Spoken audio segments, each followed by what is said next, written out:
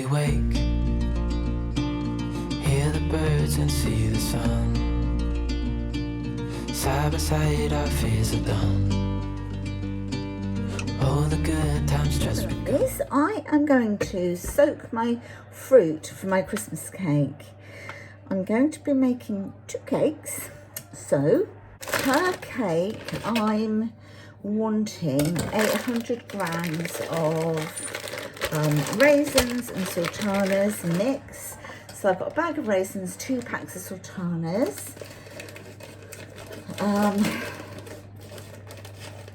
So I'm just weighing out the fruit now. So I want 1600 grams in total.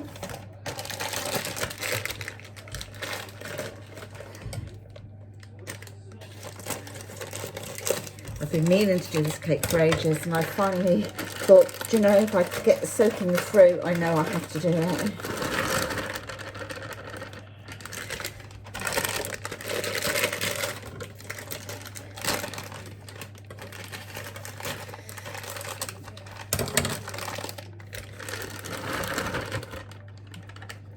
So that's 1500 grams of that. I'm going to make it up with some chopped dates and some glacé cherries.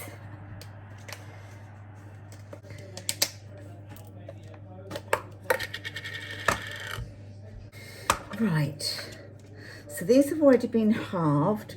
So I'm just going to see if I put all of this in. Oh. Okay, so that's all I need, and I will just put in, just for good measure, a few of the chopped dates. I mean, to be honest, it doesn't matter if you go over a little bit, but you don't really want to go under. But then, as I say, I'm making 2 Christmas cakes.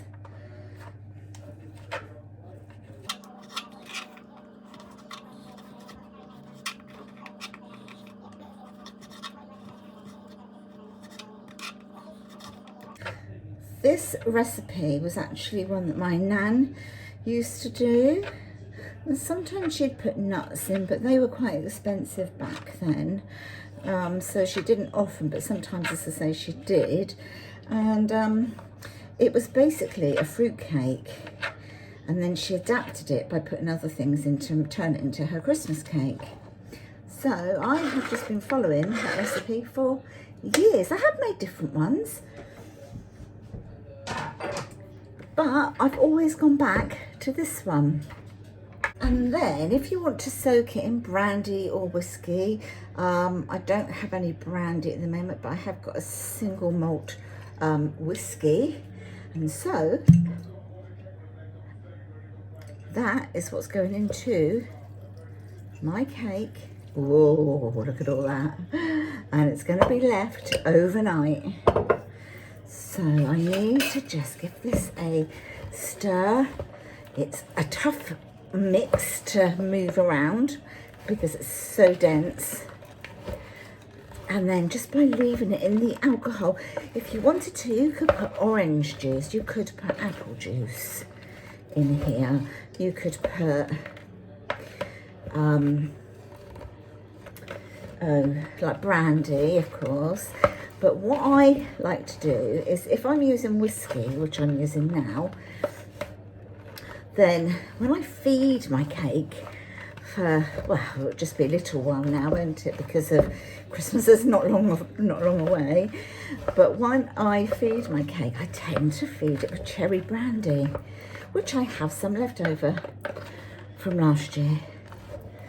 But it will be one for the bowl and one for me, one for the bowl and one for me, and I think that's only fair, don't you? I need a bit more whiskey in here because it's a lot of fruit. Do I use the rest? Maybe not. I'll make a nice glass over some ice cubes in a minute. But this is certainly going to make this fruit yummy and plump and gorgeous. So this is my fruit in there, all going to be covered up until tomorrow.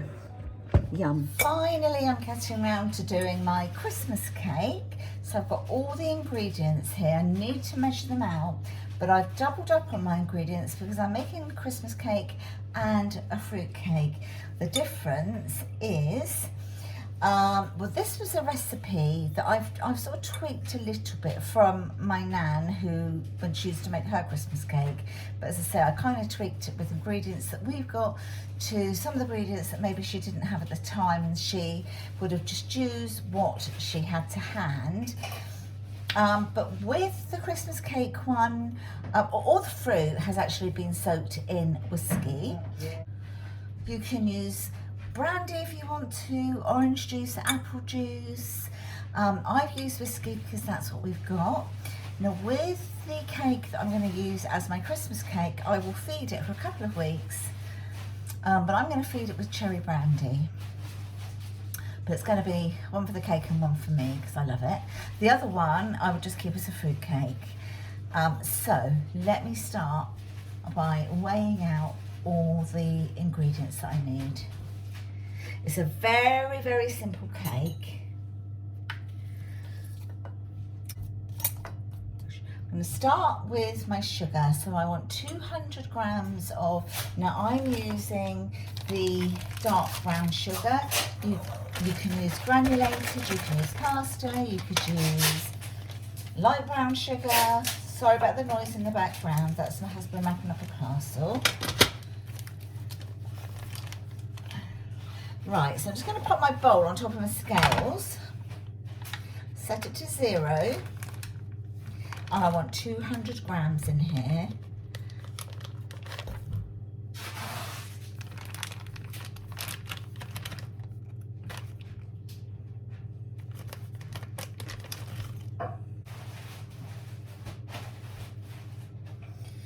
There we go.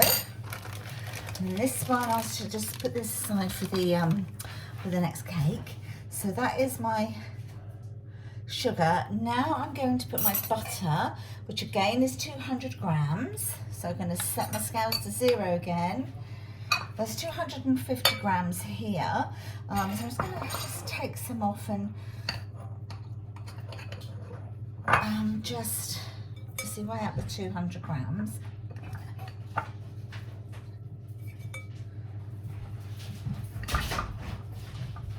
And this butter is unsalted, but to be honest, you know, if you've only got salted, just use it, it's fine, because I will be adding a little bit of salt to this recipe anyway. And then I'll be asking my husband to come over and give us a good old cream together, because that's what you need, is to cream all this together. Exactly 200 grams there. And I always find that actually using a wooden spoon is by far the easiest. So your butter, you want it to be sort of softened, so I've had this left out for a while. What is it, butter and brown sugar, yeah? Yeah. Is this muscovado sugar? Or Yeah, is it? yeah, it is.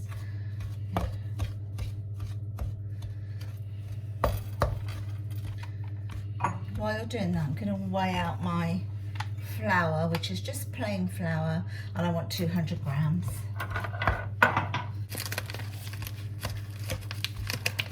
You can of course do this in your food mixer if you want to, but I just thought, to be honest, it's not a difficult cake to make in a bowl if you've got the strength. So if you haven't got anyone to mix it for you, you might need to use a mixer, but if you have, it's, you know, it's fine. It just gets a little bit tough once you've got all your ingredients in there. But you know, it does make your husband use his workout. Yeah, use his muscles, or build some muscles. It doesn't build on them, it wears them out. This is coming together quite nice, look. Yeah. I'm going to have to... I know you can't see inside, but I can assure you it's So there we are, that's coming together quite nicely. What I'm going to do now is I'm going to crack one egg at a time. So this recipe calls for 4 eggs. So I'm going to crack one in. Need to do an egg? Yeah. I would suggest just do one at a time because you don't want the eggs to sort of curdle, and they will if you put too many in at one time. Also becomes a bit messy to... And then once you've started to incorporate the egg a bit, just pop in some flour and bring that together.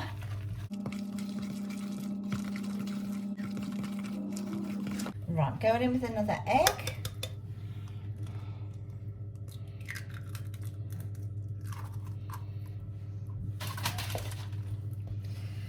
It's amazing when you want the yolks to crack when you open them, they don't. Yeah, you put them into a frying pan and they probably Yeah. will. I've already, well, I am at the moment preheating my oven, 160 fan oven, and I have lined 2 cake tins. I'll show you those sort of before I put the mixture in. A bit of flour, cheese.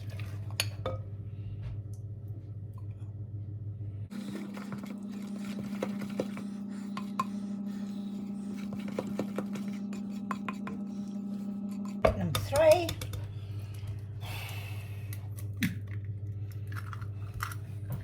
Another whole yolk.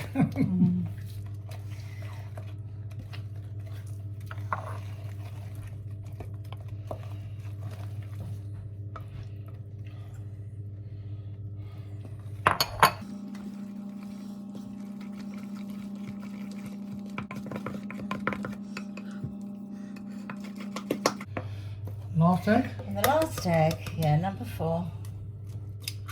Oop.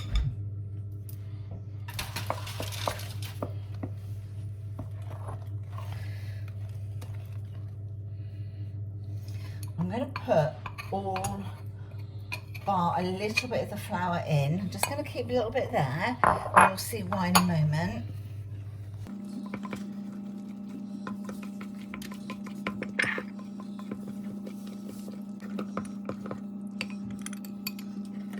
Have that time. Yeah, that's fine. So in here I have got the remainder of the flour. I've got half a tablespoon of salt, half a tablespoon of cinnamon, half a tablespoon of mixed spice.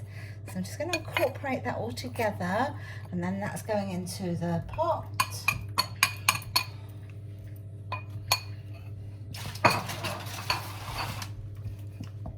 Then you can either put this in or leave it out if you want to, but vanilla extract, and I like to use vanilla extract and quite a lot of it.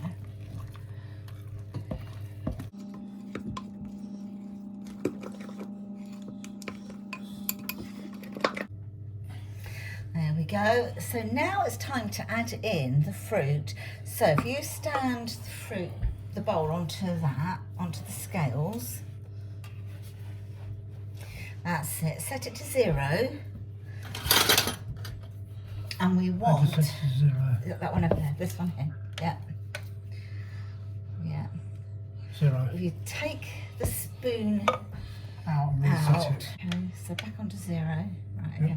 This is all my fruit. Hold on. Let me show you. This is all... No, it's not working that way.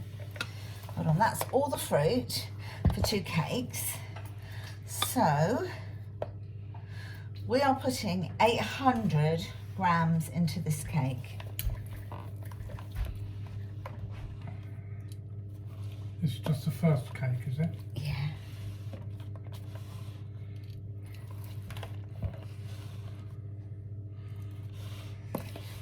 This is going to take some mixing. I know. 500 so far. 700. No, 624. One more. All of that. 50 grams. Doesn't matter, it goes over slightly. It's way over. It's not a lot over, that's fine.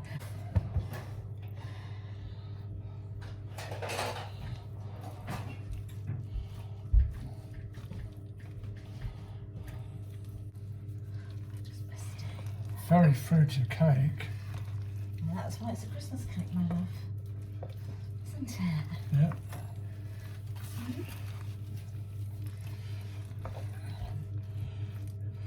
It's not as bad as I thought to mix because the original batter mix was it's already done. done quite smooth. So I'm going to go with some lemon zest now. All right, ready? yeah, yeah. You can leave this out if you don't want to do it. And then the juice of half a lemon. You don't have to do this. It could be an orange if you wanted it to be orange.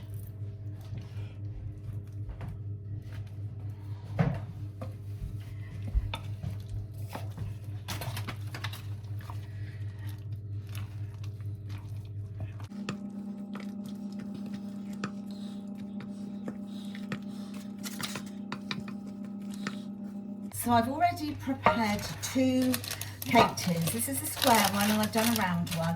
And I've left the baking parchment, sort of long on the other side so that when I want to start protecting it a bit, I can bring it up on top of the cake so it doesn't burn. So then, Christy, your magic. I've got hold of it.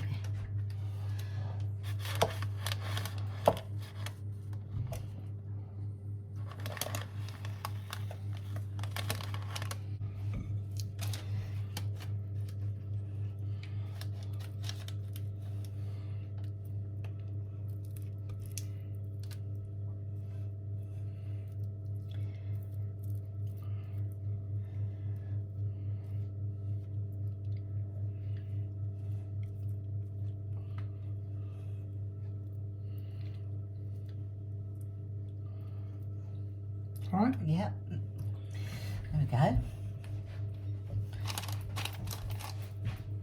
And then just sort of like spread it.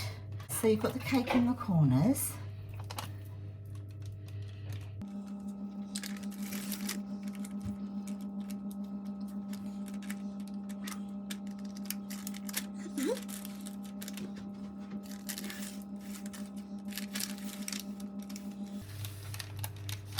And then finally, just a little knock, just to knock out any air bubbles that might be in here. Now this is going to go into the oven for 2 hours. I will set my oven for 1.5 hours just to check it. But it should take 2 hours, but you never know. It depends on how sort of, quick your oven works, etc. So I'm just going to pop this in the oven now. And we're going to go and make the other cake. When they are out of the oven, I'll show you what they look like. Oh, so I've just taken this one, turned it upside down on the cooling rack. So let's see if I can take the cake tin off.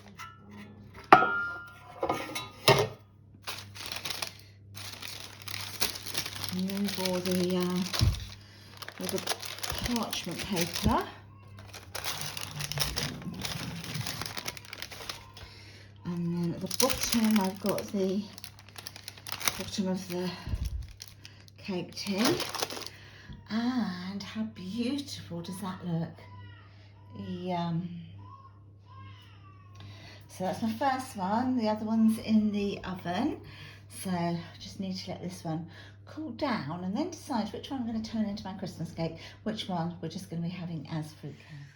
Right, so both cakes are out of the oven and they've cooled down, still on the cooling racks as you can see. So this is the square one and the round one. So there's the round one there and the square one. Busy bee. So now I just need to decide which one to turn into the actual Christmas cake and feed, and which one to keep as the fruit cake. Oh, decisions.